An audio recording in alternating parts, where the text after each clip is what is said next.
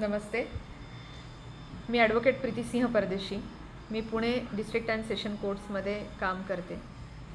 काही दिवसांपूर्वीच काही बरेच ज्युनियर्सचं असं होतं की ऐनवेळी कोर्टमध्ये प्रॅक्टिस करत असताना मुदतीचे अर्ज कसे लिहायचे, पुरशीस कशी लिहायची, पुरशीस म्हणजे काय, से कसा द्यायचा, कोणत्या ॲप्लिकेशनवर कितीचं तिकीट लावावं, प्रोडक्शन ॲप्लिकेशन कसा लिहायचा, लिस्ट ऑफ डॉक्युमेंट कशी लिहायची, प्रॅक्टिकल डेमो तुम्ही सांगू शकाल का?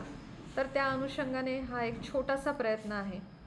कुठे काही सेट नॉर्म्स नाही आहे, लॉ नाही आहे, पण प्रॅक्टिस करताना ज्या गोष्टी लक्षात आल्या त्यावरून हा एक व्हिडिओ बनवण्याचा प्रामाणिक प्रयत्न आहे, जेणेकरून ज्युनियर्सला थोडीशी कल्पना मिळावी आणि थोडासा कॉन्फिडन्स बूस्ट व्हावा की ऐनवेळी आपण सर्वजण अर्ज लिहू शकतो. खूप काही मोठी गोष्ट नाही आहे.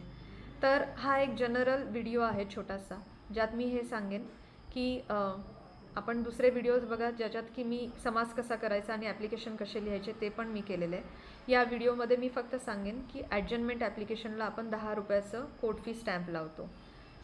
प्रोडक्शन ॲप्लिकेशनला आपण 5 रुपयाचं कोर्ट फी स्टॅम्प लावतो. लिस्ट ऑफ डॉक्युमेंटला आपण कोर्ट फी स्टॅम्प लावत नाही. पुरशीसला कोर्ट फी स्टॅम्प लागत नाही. डोमेस्टिक व्हायलन्समध्ये जर तुम्ही अर्जदार महिलातर्फे आहात तर तिथे तुम्हाला कोर्ट फी स्टॅम्प लावण्याची आवश्यकता नाही. तिथे फक्त मी दाखवेन की हा जो लेफ्ट आपलं मार्जिन आहे जिथे आपण कोर्ट फी स्टॅम्प चिटकवतो, DVच्या केसमध्ये ॲप्लिकेशन जर अर्जदारतर्फे महिलातर्फे करत असू तर तिथे एक चौकोन करा आणि तिथे लिहा की अर्जदार या महिला असल्या कारणाने कोर्ट फी माफ आहे. तर त्यामुळे कोर्ट फी तिकीट त्या DVच्या ॲप्लिकेशनमध्ये महिलांच्या बाजूनी लावू नये.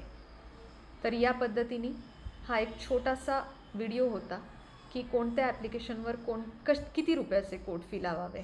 जर आपल्याला हा उपयुक्त वाटला तर नक्कीच शेअर करा. थँक्यू.